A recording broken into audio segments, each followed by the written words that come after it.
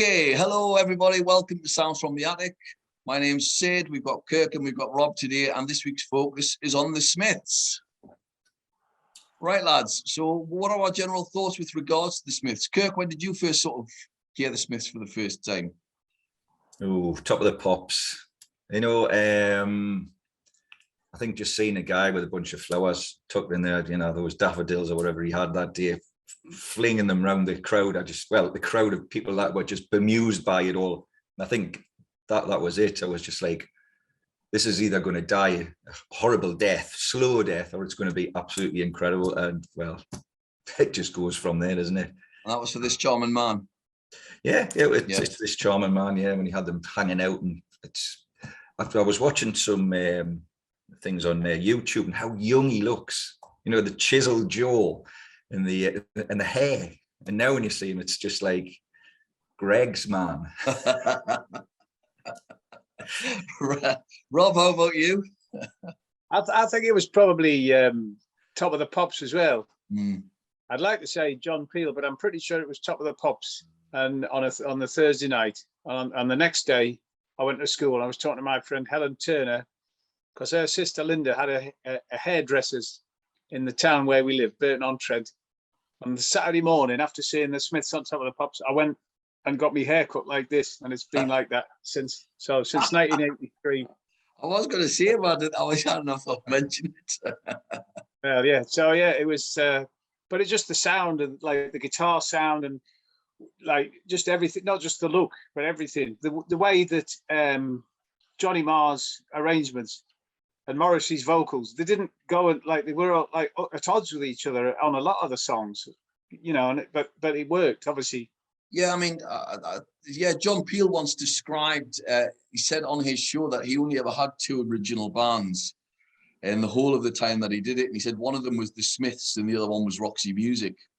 He said he didn't know where Roxy Music came from, basically. Like he said, everything else was always had, you know, was derived from blues or sort of had a classic rock element to it or came from a certain background, but he didn't know where those two bands basically came from. So that's quite an achievement. That's a great call, that, like. Johnny Marr he's one of those guitarists, isn't he? It's like any great guitarist, you can normally tell they're a great guitarist because they've got a sound, you know, whether it's Hank Marvin, Brian May, Johnny Marr, or whatever, you know, B.B. King, they've all got a specific sound. You know, after two notes who's playing it. And that's you know, it's unique, basically. For me, I first heard the Smiths, same time, really, was the Top of the Pops. And I remember going to school and, you know, I remember slightly later on in the sixth form, there were a lot of the sixth form girls, Helen Bull, if she's watching, she was massively into the Smiths. And I wasn't a big fan at the time. And it was only when I went to see them was I massively sort of converted. But we'll come to that a little bit later. So today in the show, we're going to be focusing on the 4 Smiths albums and then 2 compilations. And the compilations we've gone with Hatful of Hollow, which actually was my route into the Smiths, and also Louder Than Bombs is the other one. It could have been The World Won't Listen, but we went with Louder Than Bombs. Just I thought it had slightly better track list and I like the cover. So when we're ready then, who would like to go first with regards to, we're going to rank them from 6 to 1, and we're also going to grade them and give them a grading, a ranking, as it were, based upon what we think of the albums. And here is the ranking. We've got 5 stars as a masterpiece, 3 stars is a good album, 2 stars worth a listen, 1 star very poor, 0.5 stars is truly abysmal. I should have wrote truly diabolical. There you have it. And that's what we're going to basically rank these albums on as well. Okay, so be interested to hear what your views are at the end of this as well. Okay, so the rationale for our choices of the albums today is the 4 albums and 2 compilation albums. And the compilations, the reason why we chose the compilations is A Hatful of Hollow was the way-in for many people, and it consisted of the John Peel sessions and the Kid Jensen sessions and various other singles. And the other one, of course, is Louder Than Bombs, had a lot of singles and B-sides that didn't appear on anything, and therefore we feel that it's justifiable to have that on. In fact, when we do these charts, any form of decent compilation that has stuff that's not available on any albums will be included, and possibly the odd great live album if that album really sort of is relevant to the band and relevant to their catalogue. Okay, so who would like to start first? Rob, would you like to go first in your ranking for number 6 and give us a rationale why? Right, well, hang on, number 6. 1, 2, 3, 4, 6. Actually, yes, the 6th one for me is Lower and Bombs. Just because, really, it's by the time this came out, I've got all of those records anyway, in one form or another. So I wasn't really, I only got it to complete the collection kind of thing, you know. And if you remember, it was originally a US release because it's on Sire. Yeah. That's right, it was. Yeah. Yeah, so, and so a lot. I think what they did was they realised it was so popular that they released it over here as well, not just the British one was as an import. The World Won't Listen, of course. Yeah. So for me, that's the least good. However, only because of the context that it's in. So it still gets a canny few stars for me because the songs on it, you know, fantastic. Is it side 1? Is it really so strange? Followed by Sheila Take a Bow. You know. Yeah. Cracking. So yeah. So what star rating are you giving it, Rob? I'll give that 4. Right. Okay. Sorry, 3.5. I beg your pardon. I forgot about the 0.5s. 3.5. It's still a high start. Kirk. Oh, yeah. Yeah, I think I got to agree with you on the 6th, because compilations, but Hatful of Hollow is truly one. I don't want to spoil anything too soon, but I think it's phenomenal. Every Smiths fan I know, you know, knows everything about that album, and it wasn't really an album, was it? You know, it was bits put together. So yeah, compilations. As far as I'm concerned, it's the music business trying to make money. The band, I don't know how much input they have, so it's just served up to you, and I kind of like there's no cohesion with it. So yeah, I'll put that at the bottom. And it's just like it's a 4. It's going to be a 4 all day, probably just for the tracks that are on it. So that's really as much as I can say on that. Okay, right. Well, okay. Wow, this is interesting. Controversially, I'm going to put at number 6 the Smiths. Oh,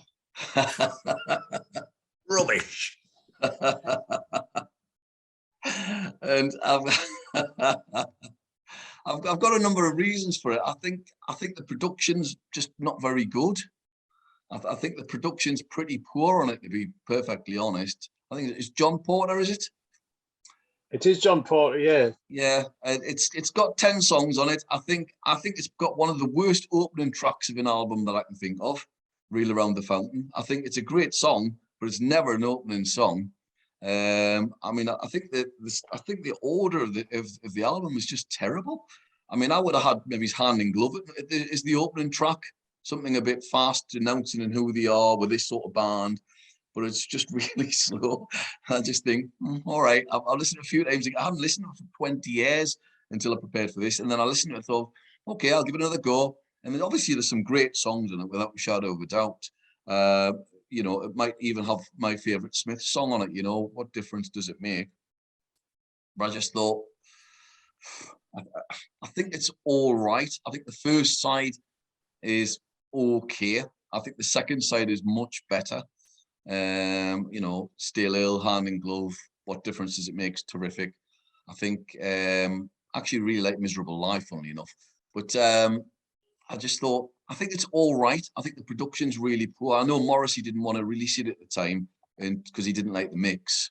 And so I can understand that, but I just think the order is dreadful. So for me, okay, this is a bit controversial. It's 3 stars. It's good. It's good. It's good. It's not terrible. It's not something I listen to very often. It's not something I'm going to rush back to, but it's pretty good.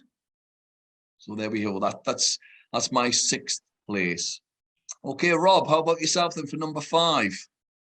Number 5 is oh, right, okay. Strange Ways to Overcome. Now, right. I have to say the order of these LPs has changed 4 times in the last 2 days. Yeah, I'm pretty much the same, to be honest. So this one, I mean, it's got some great bits on it, but it's a bit like Fleetwood Mac's Rumours. It's the sound of a band breaking up, you know, and things like Unhappy Birthday and Paint a Vulgar Picture. You know, they're not. Nobody's ever going to feature them in the top. I don't think many people would put them in the top 20 Smith songs. Death of a Disco Dancer is a bit of a weak song. I mean, I think I Won't Share You is beautiful, the last track on the album, but it's not a classic by any stretch. So that for me is, in fact, I'd probably put it below Louder Than Bombs now, rather than another think about it. So how many stars are you giving it, Rob? Well, I've got to give it 3.5 again. Right, same as your own, yeah. Yeah. Kirk, how about yourself then? I'm going to change my running order. I've just realised, yeah, Strange Way is pants. It's just not. It's just. I think they just kind of lost the plot. You know, it was that horrible album that you were just, you know, it doesn't really hold anything for me. It can't really. The songs are weak. There's very little there. So this is going into the bottom of the pile, definitely. I mean, if you got that as your first Smiths album, you know, listen to this. These, you know, you've heard everything about them. You'd kind of just be bored within like 4 songs. So an easy 3. It's going to the bottom of the pile. Right, okay, that's interesting. For me, I'm going to go with. It was a tough one. At number 5, I'm going to go with Meat Is Murder. I think it's definitely a step up on the last one. I think it's a good album. I think there's some absolutely brilliant songs on this. I Want the One That I Can't Have is fantastic. Nowhere Fast is great. Barbarism Begins at Home is excellent. Sadly, it didn't have How Soon Is Now on, which it probably should have done. I know the American version did. Yeah. It's very rockabilly.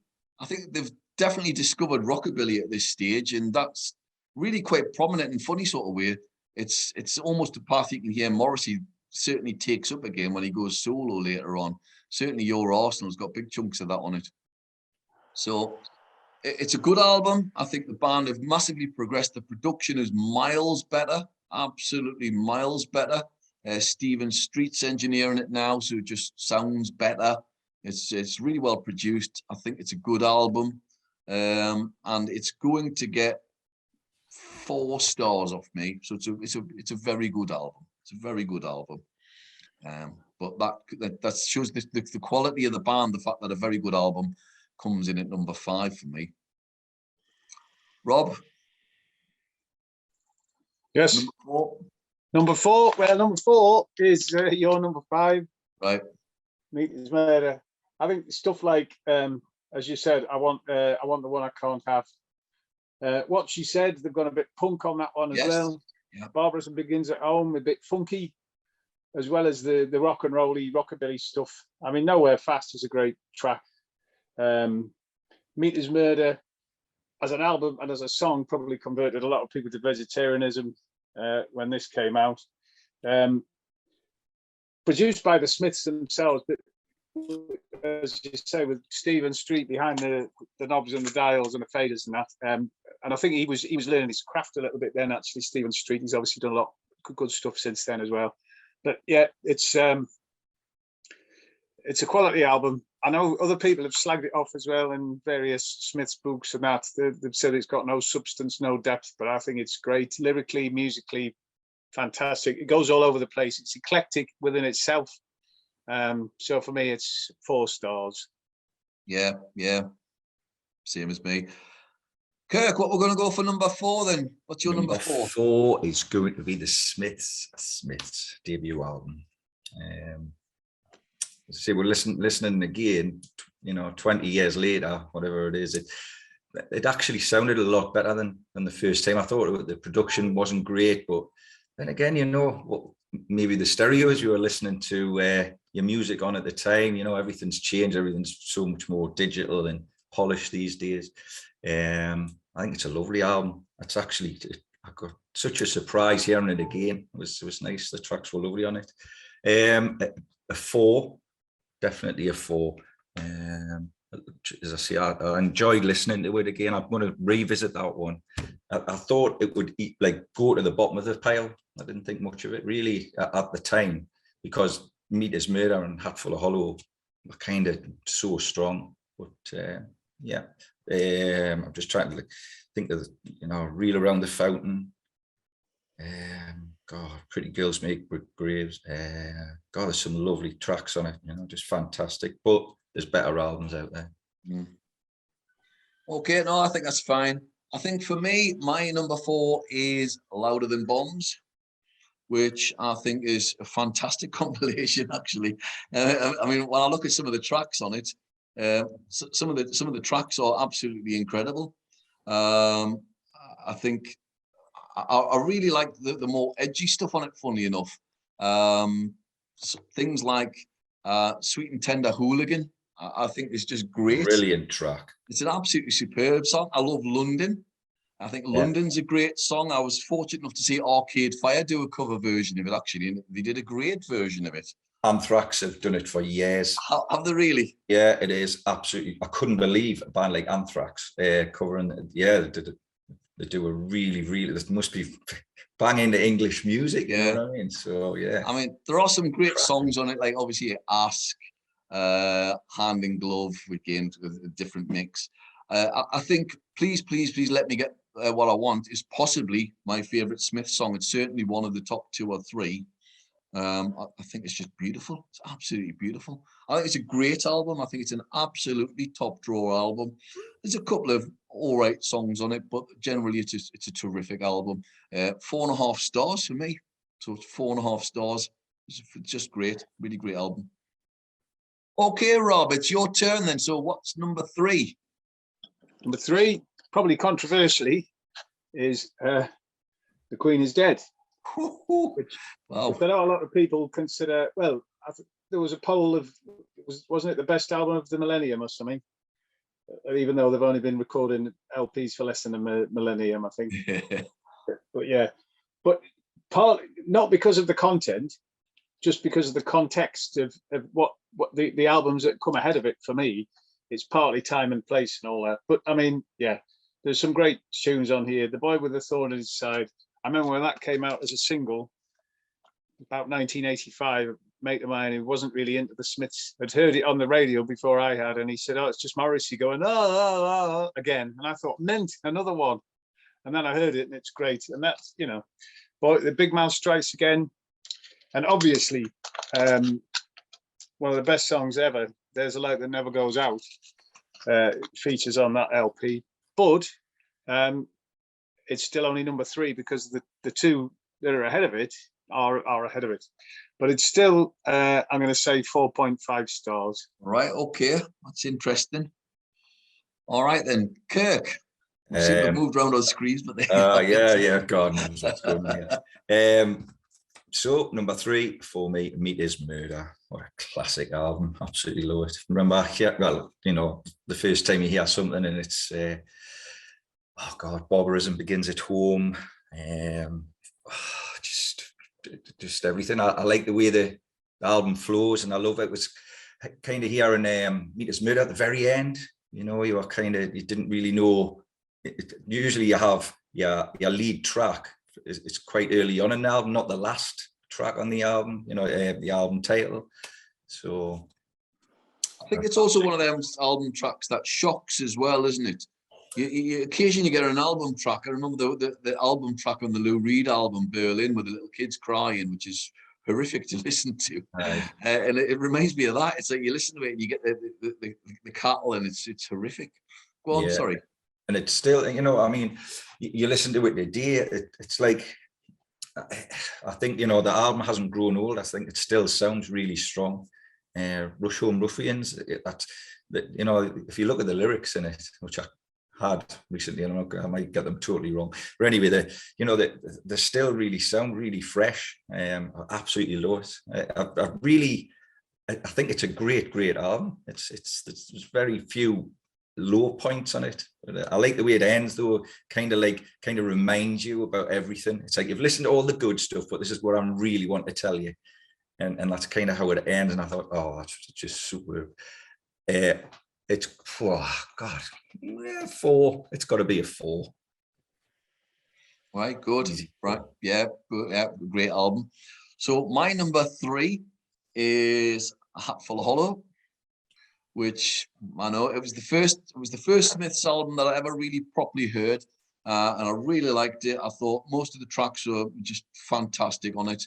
I thought, you know, there's just so many really great versions on it. I really like What Difference Does It Make, the John Peel version on there. I just thought it was superb. Handsome Devil, really, really funny song, hilarious lyrics.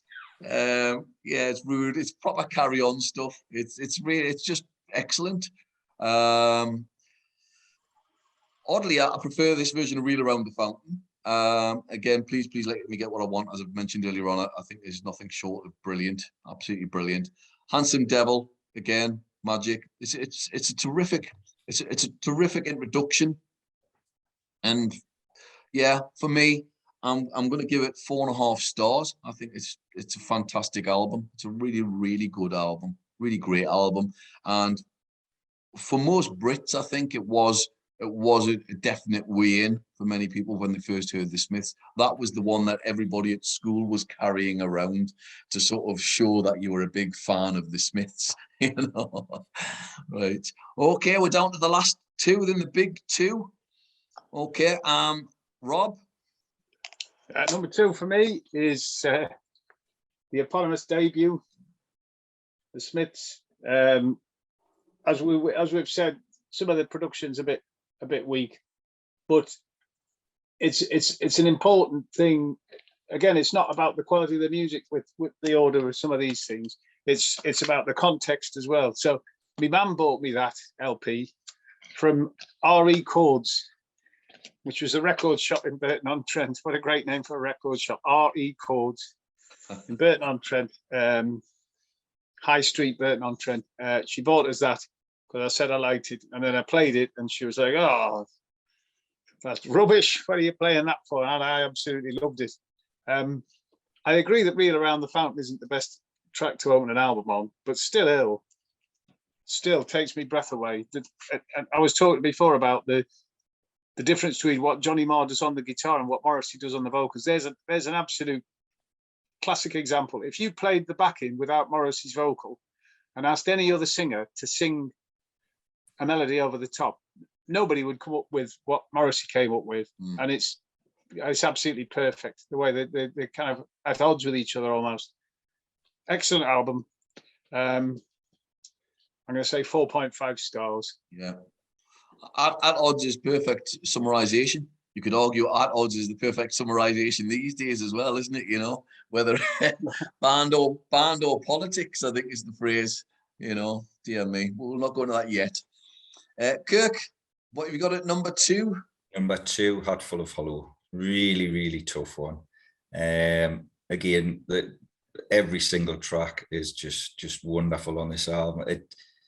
It's like, well, it is the best Smiths compilation, but it's classed as an album, isn't it? I mean, people still think it's an album who don't know the Smiths too well. Yeah. It's kind of bits and pieces put together from Radio 1 sessions, etc. You know, here in How Soon Is Now. I mean, I remember Janice Long, Sunday night, just sitting there listening on the radio and just hearing that track and just thinking, my God. And I'm just looking at the time, 6 minutes 46. Kind of an indie band doing a song for that length, yeah, was kind of unheard of at the time. So, you know, we were used to like a 3-minute pop song generally by most bands, and you just had this absolutely phenomenal, and it still today, you know how great it sounds. You know, he still plays it. It's just one of every tracker on there. Still Ill, Heaven Knows. Just looking back to the old house, Reel Around the Fountain, as you say. It's a great album. I would love to have had 2 albums at number 1. It was just a really hard call, but number 2, you know, it only missed by a whisker. It was Paul Gascoigne's Bootlace, you know, that one. That's how close he came to being in the back of the net. That's for our American viewers. Yeah, well, yeah. Well, okay then. Well, all one of them.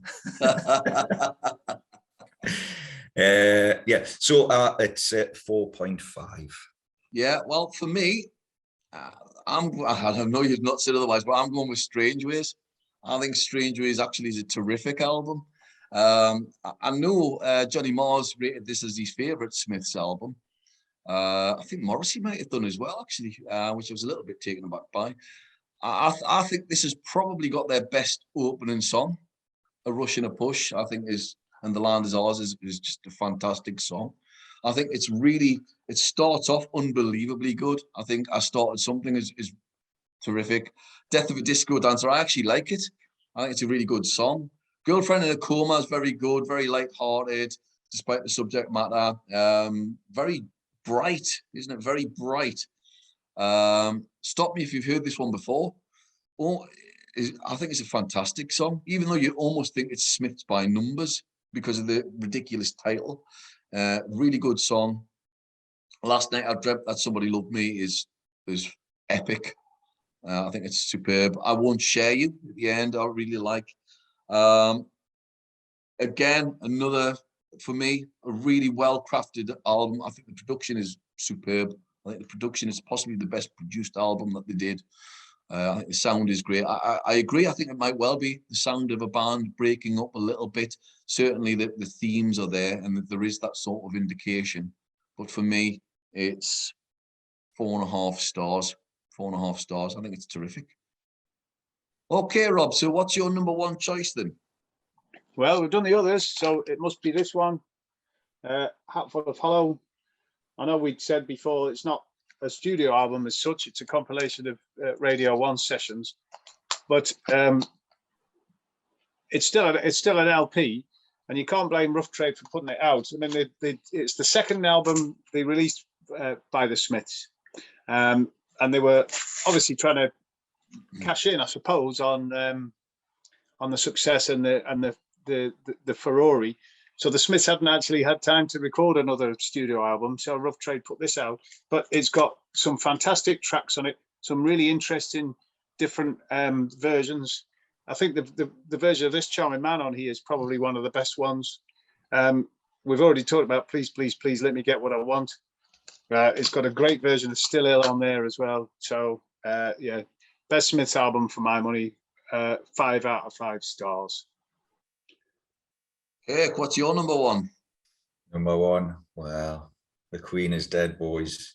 So absolutely fantastic. I remember I actually got it on cassette on the Sunday night and it came out on the Monday with a pink outer case. What was that? Very nice. And then just listening to it, I had a little Ford Escort van and it went straight in. So I used to just be driving around listening to the Smiths all day long. And opening track, The Queen Is Dead, is just phenomenal. I love it. I love its pace. The lyrics are absolutely fantastic. It's perfect. It's really, it gets you into the album immediately. Sort of broke into the palace with a sponge and a rusty spanner. I mean, how could he, where did he get this from? And then going into Frankly, Mr. Shankly. And then 2 kind of ballads, which you tend to get one ballad and then you get something that's a bit more up-tempo. So I Know It's Over and then Have No One Ever. And getting 2 really slow songs in. I think that's fantastic. Cemetery Gates, Big Mouth Strikes Again, The Boy with His Thorn in His Side, Victor and His Tutu, There Is a Light. I mean, keeping you just to almost the end of the album, and then There Is a Light that never goes out. I mean, whew. And Some Girls Are Bigger Than Other, just again poking fun at, his lyrics again, just being, everybody has their own interpretation of this song. I don't know what, I don't want to look too much into it, but I just think it's hilarious way, again, it's slapstick.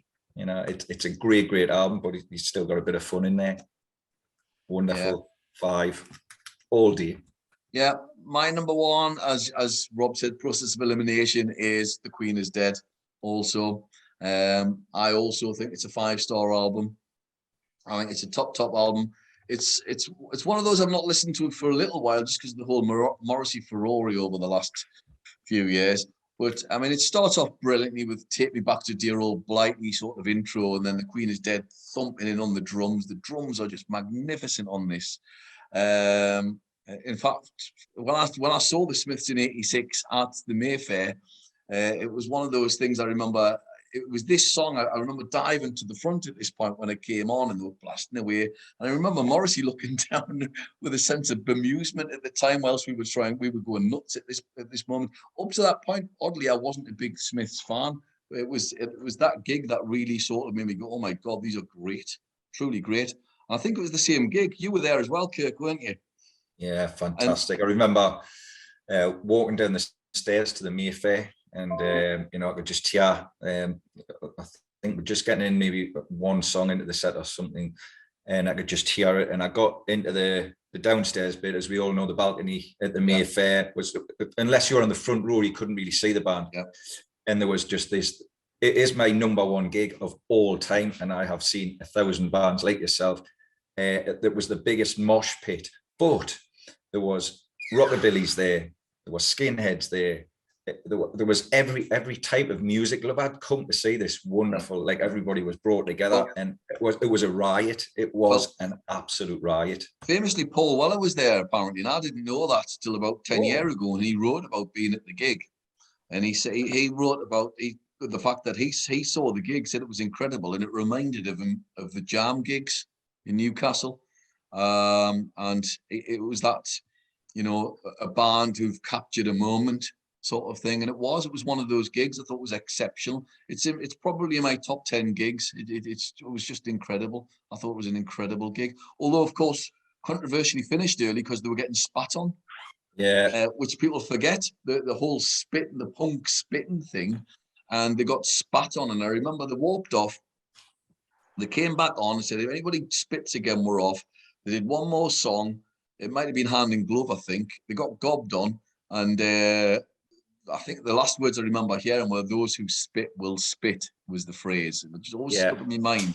And they walked off, and the people at the front got panned in, basically.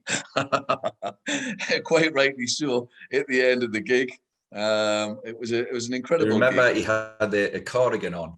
Yes. And I've said this, I don't know if I've expanded a bit on this story, but you know, he was teasing the crowd as he does. You know, he tries to get as close to them as he can, and you know, pull them in, and then he'll just move away. But they caught the sleeve of his cardigan, and it was like an unraveling bit of wool, and it went.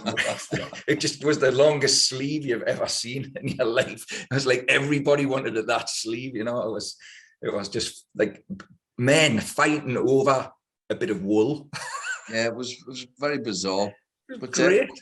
It was an incredible gig. Craig Gannon adding the guitar as well. That Craig Gannon on the guitar. Yeah, they did.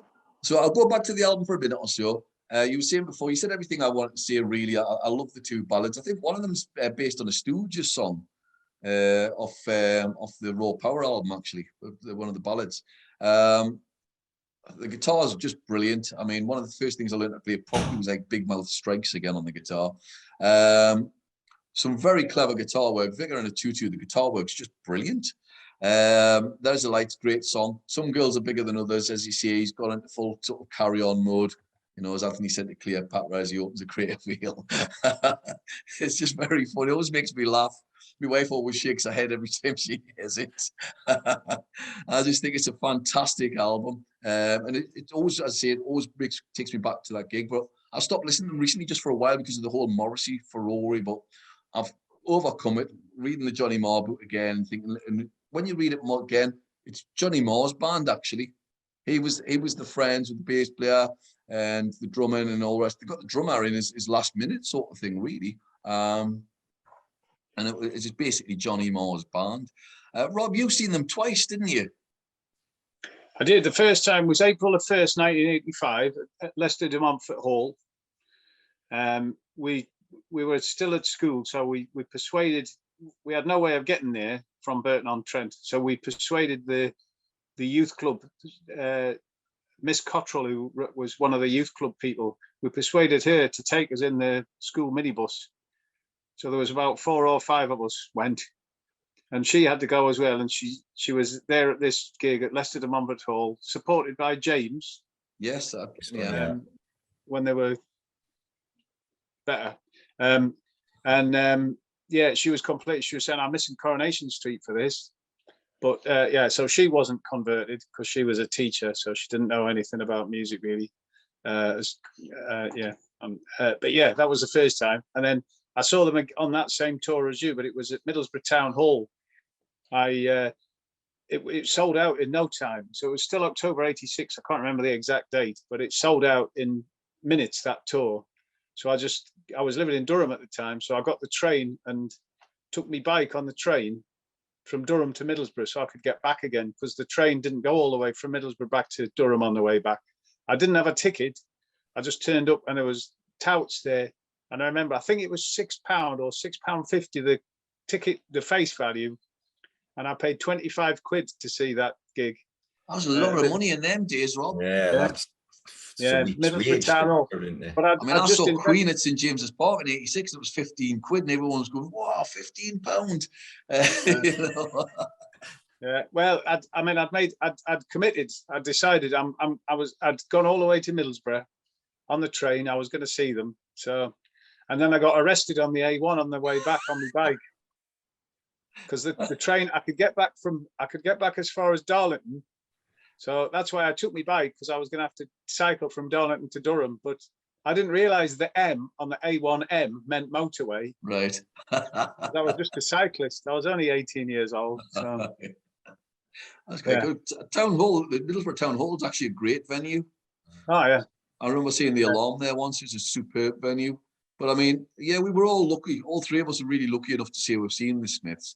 And I think what made them so special is they were an incredible live band. I mean, Andy Rourke's a great bass player. Johnny Marr, great guitarist. They were a terrific band, first and foremost. I think, but they also had the complete package with the artwork as well. Was so unique, wasn't it?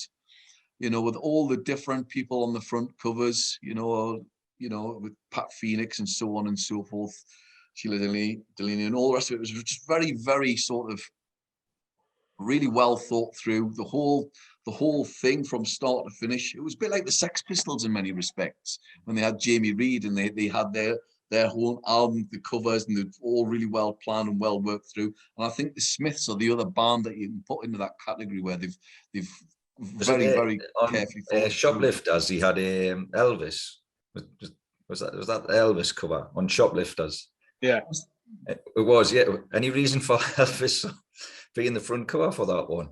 It's just Morrissey just seems to be miles ahead of everybody else. You know, it's the covers. You could never second guess any cover, could you? No, it's just something special.